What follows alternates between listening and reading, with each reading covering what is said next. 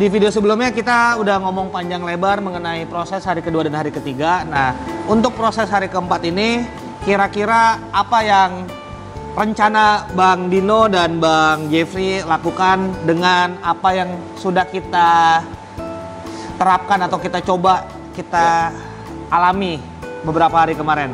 Silakan Bang. Oke kan. Rencana hari ini.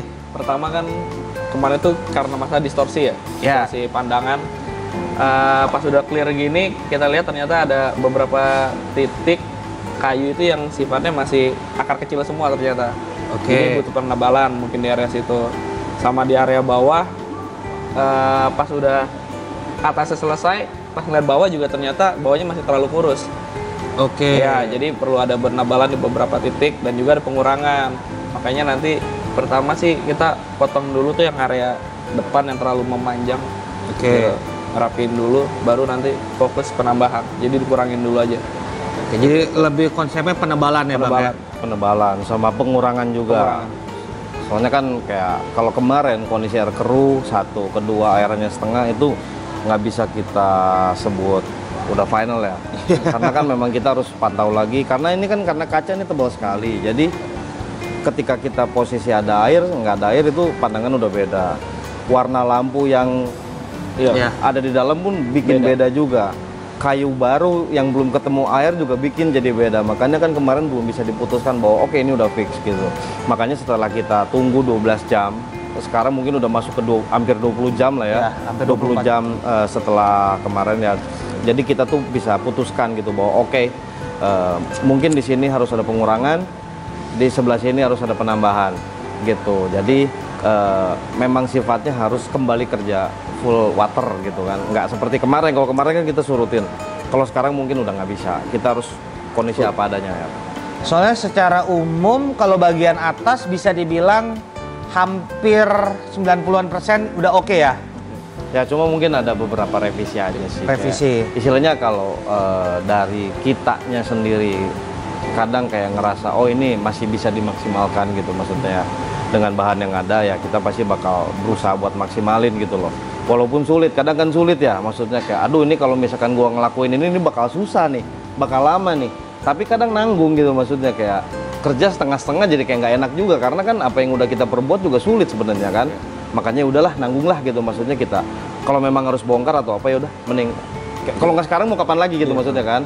Jadi lebih baik sekalinya kita udah putuskan untuk touch up ya kita harus maksimalkan itu. Nah pertanyaan gue Bang, di video sebelumnya kan kita udah bahas mengenai kayu santigi lama yang udah ada hampir 9 bulan di sini dan kayu santigi yang baru datang. Nah ini kan kalau secara kasarnya stok kayu gue yang lama yang udah terendam basah kan bisa dibilang udah hampir habis. Sekarang berarti kan Bang Jeffrey sama Bang Dino mau masukin kayu-kayu yang baru. Gimana cara lu penguatan di dalam? Kalau kemarin kan ya itu kita kurangin setengah bla bla bla gitu, pakai paku. Paku pun kayu lama. Ini kayu baru gimana? Jadi kalau menurut gue metodenya ada dua ya. Yang pertama kita langsung bikin langsung istilahnya kita set dulu dari luar nih, misalkan ada satu kayu besar yang bakal kita pasang untuk di bagian bawah. Itu otomatis kan bakal lebih sulit dibanding dengan kita simpen di atas nih, istilahnya kan. Nah, metodenya yang pertama adalah kita bikin cepitan batu sementara. Pakai batu besar ya? Betul, cepitan batu sementara dengan harapan dia nggak ngambang dulu kan. Sifatnya sementara, tumpuk aja dulu di situ. Tumpuk dulu di situ, nanti kelak ketika dia udah kerendam, udah full gitu kan, maksudnya udah full air, kita bisa rescape lagi si batunya gitu. Itu metode yang pertama gitu. Metode yang kedua ya, seandainya beresiko untuk kita masukin langsung sekali jadi kayu yang besar, ya mau nggak mau kita tetap pakai kayu sisa yang bekas kerendam gitu. Mau nggak mau seperti itu. Jadi nanti kita bakal putuskan mana yang mau kita pakai di dalam gitu. Kalau dari segi stok kayu yang abang lihat yang besar-besar, apakah cukup? Ya kembali ke ini sih obrolan yang tadi yang pertama nih. Resiko kerja di bawah itu kita nggak bisa pakai kayu baru, gitu kan. Cuma maksudnya kan mungkin kita belum coba. Kita belum coba gimana caranya kayu baru itu kita langsung press ke dalam gitu, ke bawah. Kayu santigi tuh ada nggak sih yang gede tapi udah pasti tenggelam? Nggak ada. Pasti ngambang tuh? Ya, itu uniknya kayu santigi gitu, maksudnya seberat apapun dia pasti ngambang. Karena kan kering banget gitu dasarnya. Itu yang terakhir yang ujung kan kemarin juga. Tadinya cuma 2 orang di bawah, nggak kuat, nambah orang lagi yang bertiga, Ya, udah berat itu. banget kan tanahnya. Cuman pas di air juga ngapung. Cuma mungkin daya ininya nggak kayak kita coba masukin styrofoam ya, nggak kayak begitu ya. Iya, Mungkin iya sih. agak ada agak mau. Kalau semakin berat semakin gampang dia. Maksudnya kalau posisinya berat, cuma kalau dibiarin dia ngambang. Beda kalau kayu yang agak kecil, kalau yang kecil dia mental gitu maksudnya. Tapi kalau yang agak gede justru dia kayak beratnya itu tanda kutip tuh ngebantu untuk dia tuh mau turun ke bawah gitu. Makanya itu yang penasaran pengen kita coba dulu. Karena kalau misalkan kita lihat dari maksimal, maksudnya kan kayu yang baru ini memang pilihan kita kan, maksudnya yang bagus-bagus untuk ditempatkan di areal yang memang makin keliat gitu, yang sifatnya kan ada penambahan, ada penebalan, ada yang kayu baru sendiri gitu kan. Nah kayu baru sendiri ini sebisa mungkin kita pakai yang memang bahannya tuh udah top banget yang udah kita pilih gitu, dan itu tuh kayu baru gitu, seperti itu sih. Oke, jadi nanti akan ada sedikit coba ya, kita coba kalau nggak bisa baru dicari solusi lain. Ya kayu lama. Karena emang ya kalau nggak dicoba nggak tahu. Betul. Ini kan soalnya tantangannya underwater dan ini kalau kalian belum tahu ini ketinggian air 1,9. Jadi tantangan selain masalah kayu, pekerjaan dan lain-lain, begitu kita nyelam benar-benar ke dasar, Pusing. itu berasa berasa di telinga gitu, nggak nyaman. Dan juga ya itulah pokoknya jadi mempersulit di situ. Kecuali tanknya cuma 60 cm, ya kita kasarnya cuma sepinggang, itu ya napas masih aman kan. Iya. Ini full bener-bener kayak untuk posisi kepala ada di bawah pun kalau misalkan orang yang memang nggak tahu teknik kan sulit, ya kan. Itu kalau mau ngambil napas emang harus nginjek kayu atau batu baru keluar. Kalau nggak gua nggak bisa. Iya, itu gua aja kalau kagak nginjek itu gua nggak bisa keluar, Bang. Iya. Itu emang harus nginjek batu atau baru. Itu nginjek gua juga udah pas banget. Dan dia masuk juga kan pakai pemberat gitu kan, jadi kayak pakai pemberat. Buat naik ke atas nggak bisa kayak ngambang kayak gitu kan, kita harus menginjak sesuatu gitu karena udah berat. Oke. Nah, berarti tekniknya ini yang benar-benar masih tantangannya lain lagi nih dibanding kemarin. Lain lagi. Jadi ya setiap hari itu tantangan baru, sama kan kita harus ngegergaji di dalam. Gergaji yang di bawah itu kan. Yang di bawah itu ada beberapa kayu yang runcing kayak begitu, yang agak ada potensi ngelukain ikan kan kita harus ratain, potong. Makanya itu juga jadi kayak kerjaan baru lagi gitu. Maksudnya kayak makanya kita tadi udah pilih tipikal gergaji yang bisa dipakai di dalam. Ya untuk ngerapihin ini ya. Untuk ngerapihin runcingan seperti itu. Jadi ya sekali lagi sih mudah-mudahan bisa, maksudnya kayak apa yang kita coba rencanakan ini berhasil gitu. Ini sih lebih ke arah sana. Kalau gue sih Bang tetap konsep balik lagi. Kalau gue pribadi desain settingan lu awal sebelum semua ikan masuk itu jadi gini. Ini pendapat gue pribadi ya. Kan lu udah setting nih waktu itu, jebret, ikan masuk segala macam. Gue udah merhatiin tingkah laku ikan gua dengan komposisi hardscape. Itu bisa dibilang 99% udah aman. Berarti apa yang lu setting di awal itu no problem gitu kan. Karena kan waktu itu awal banget, inget gak Bang? Concern gua jangan sampai penuh ikan dengan kekhawatiran lagi. Jangan sampai nanti ikan jadi nancep atau cedera. Kalau cedera ngerempet mungkin wajar ya. Kita nama juga ada barang begituan ya. Tapi jangan sampai yang kondisinya nyangkut, nancep apa gimana. Nah, jadi kalau gua pribadi sih, ini kan dulu pas masuk ikan gua belum segede ini Bang. Masih kecil lah. Jadi komposisi kayunya ini masih outstanding, harmonis dengan ukuran ikan. Dengan size-nya. Sekarang ikannya makin besar, kemarin pun kan lu lihat, udah ikannya besar, kayunya kan segitu-segitu aja. Before ini. Jadi kayaknya sekarang kalau gue sih berharapnya tetap kita konsepnya sama kayak kemarin Bang.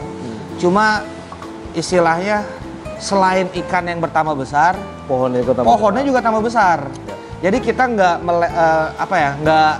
ngebuat tiba-tiba misalnya tema kemarin lu kan temanya pohon, jangan tiba-tiba temanya bukit gitu.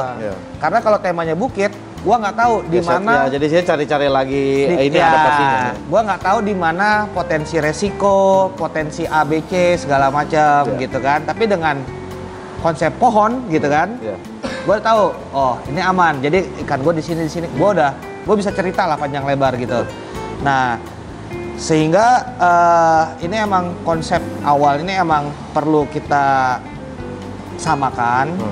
tetap pohon, di mana pohon ini sekarang bedanya tumbuh dia. Ya, dia ikut pohonnya tumbuh menjadi seiring lebih ikannya. besar. Ya, jadi kayak kita coba bikin supaya size ikan ini masih tetap fit gitu kan, ketemu sama pohon. Jadi pohonnya ikannya gede, sekarang pohonnya juga makin besar supaya nggak kebanting. Kalau kebanting kan lucu jadinya. Ikannya gede, pohonnya kok hardscape-nya kecil gitu. Nah, dan di sini yang penting sih kalau gua pribadi Bang tetap di fungsi ikan nomor 1. Ikan nomor 1 jangan sampai kenapa-kenapa, karena kan kemarin di awal gue juga ada cerita ikan gue ini sekitar 30-an ekor loh Bang, cuma di sini. Dimana hampir 20 ekor itu ikan dasar Bang. Dan ikan dasar gue itu ikan yang 1 meter up semua. Sisa jadi dia perlu nyaman lah ya. Ya, sisa 10-15 ekor itu ikan atas yang nggak pengaruh lah di bawah. Makanya kan kita di atas free, gede gitu kan. Jangan yang di bawah, malahan yang porsi ikannya lebih banyak, malah lebih kecil gitu. Jadi kalau gua sih mikirnya lebih pokoknya oke, pohon ini gede jebret dah, tapi kanan kiri kasarnya lapangan bola gitu. Kanan stadium bola, kiri stadium bola gitu. Nah, jadi dia mau dia sampai 2 meter, 1,5 meter, dia udah ada tempat stay-nya. Tetap stay gitu. Karena kalau gua sih emang intinya kan ikan yang ditonjolkan, tapi kalau nggak ada hardscape, nggak ada dekorasi, udah kayak restoran seafood. Kosong. Kayak gitu. Jadi nggak ini. Jadinya kalau ngejar level sempurna mungkin sulit. Susah. Ini banyak inilah soalnya. Lebih ke arah kita memaksimalkan. Betul, maksimalkan. Dan kalau gua sih tetap balik lagi space ikan, terutama ikan bawah sekarang, jangan sampai terganggu. Karena hampir 60%-70% ikan gua itu ikan dasar. Nah, 60-70% ikan dasar, dan yang paling besar semuanya itu adalah ikan dasar. Ikan atas yang di atas 1 meter itu cuma arapaima dan goliat. Ikan bawah gua hampir rata semua 1-2 meter. Nah, jadi gimana kalaupun ada hardscape, ada polisi tidur, itu pun harus smooth. Jangan sampai lagi, kadang gini Bang, mereka pas lagi kasih makan suka kaget itu ngedas langsung ngejar ya. Nggak ngedas kayak kabur gitu. kabur. Atau pas lagi beranteman atau apa. Nah, jangan ada ini celup. Wah, kan jadi ini. Jadi di bagian bawah itu makanya dengan kondisi yang ada, kita emang harus ada hardscape, tapi jangan sampai secara fungsi dikompromikan. Betul. Nah, tinggal gimana dihaluskan gitu. Kayak ikan tuh kayak hardscape ini ngikutin ikan. Bukan ikan ngikutin hardscape. Betul. Jadi konsep utamanya gitu, dan sisanya mengenai eksekusi ini hanya perencanaan awal, karena biasanya rencanain A yang dilakukan B. Itu di sebuah pekerjaan lumrah. Karena ini ada bau-bau seni sih, makanya agak kadang konsep lebih ke temanya A. Nah, tapi realisasinya nanti ngikut feel. Biasa kayak gitu. Ya udah, tanpa basa-basi lagi kita lihat langsung prosesnya. Di sini udah ada Bang Angga, Bang Ardi, dan Bang Ardi juga ada bawa anggota ya untuk bantu-bantu. Jadi kita lihat prosesnya seperti apa.